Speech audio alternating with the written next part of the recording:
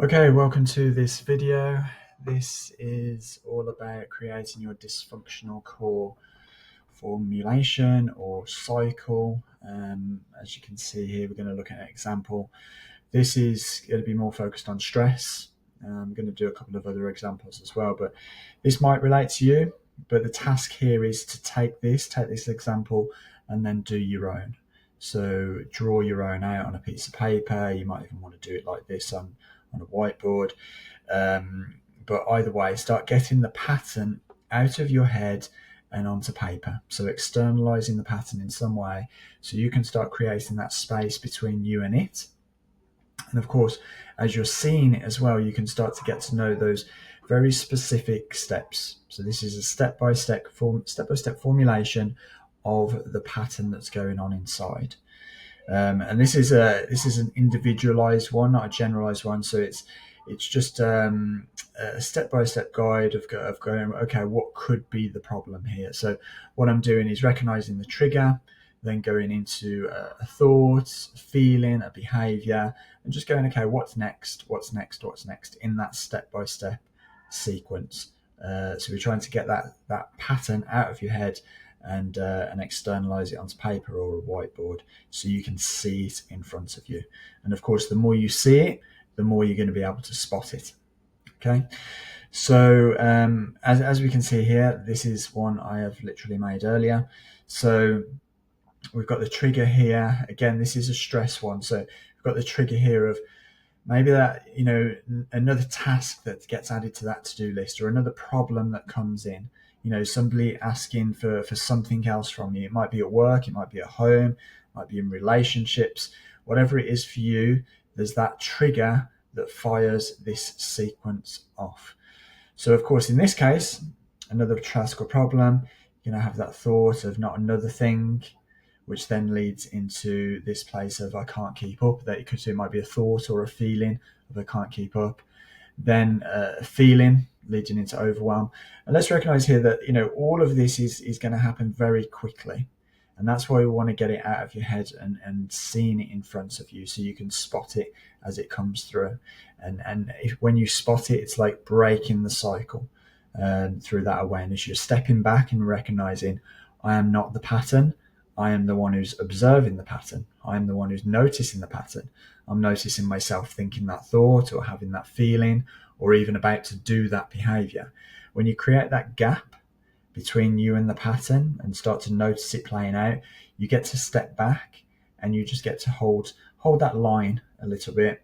A bit like it is in a mindfulness sense. You create that mindful gap to do something different or think something different, which is breaking the cycle. So not another thing. So I can't keep up. That sense of overwhelm coming in.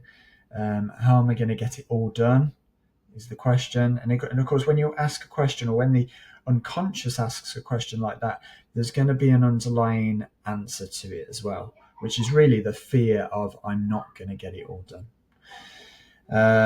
Because it's seeking the answer. It's like, where is it? How am I going to do it? I can't see this. I can't see how I'm going to get all of this done. Which, of course, these thoughts and the feelings then lead into a place of stress in the body. This might show up for you in different ways. You might feel yourself tense, or maybe the heart racing a bit more. It might even lead into sort of that feeling of anxiety, maybe in the body or in the mind. And of course, this can pose the question of when am I going to get that rest? So all of a sudden, it's that fight or flight that's seeking a way out. It's like, where am I going to get the rest? So of course, in a fighty sense, you might push through. That push through could lead to even more overwhelm, more how am I going to get it all done? And of course, this leads into a place of burnout as well.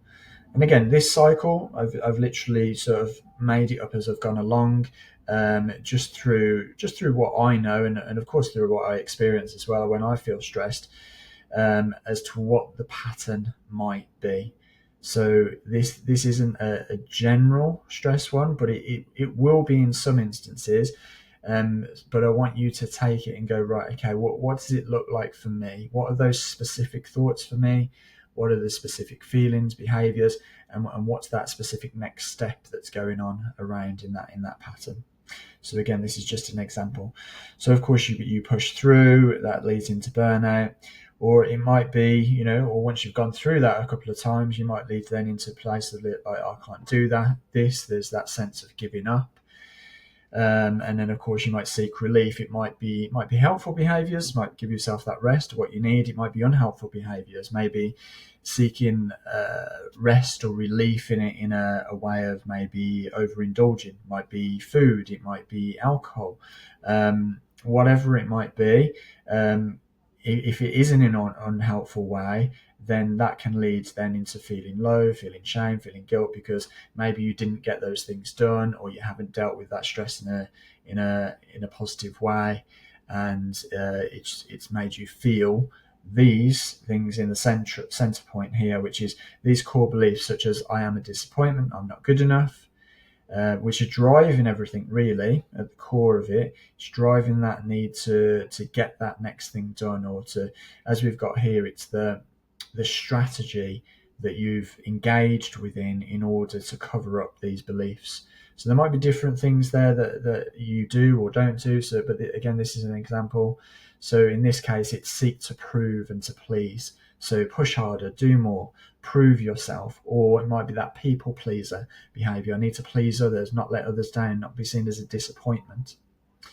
So of course, if these are like the underlying sort of engine pieces that are driving everything else and keeping this system going. So recognize that this is a cycle. And of course it will, it's trying to get away from these underlying feelings. So of course it pushes hard to prove and to please, but of course it just leads into such behaviors like not saying no to things, or putting other people's needs above yourself. And of course this trigger of another task or problem, it's sort of self-created really. Well, it is self-created, because of the patterns that have been in play down here. So it cycles round, and you end up feeling things that you didn't want to be feeling in the first place. But it's just that sort of hamster wheel pattern that goes on. So the task here is to go away, grab yourself a pen and paper, and to have a go at this yourself. Your trigger could be anything really, anything that resembles your most common pattern that you fall into. So think about what that common pattern is, and what's the usual trigger, what's the trigger button that gets pressed, and then just take it from there. And then at the end of it, you might want to add in, okay, what's underlying all of this? What am I trying to get away from? And how am I doing that within this pattern? What's the strategy that I'm doing to try and get away with it that is actually just keeping everything going anyway? So give that a go.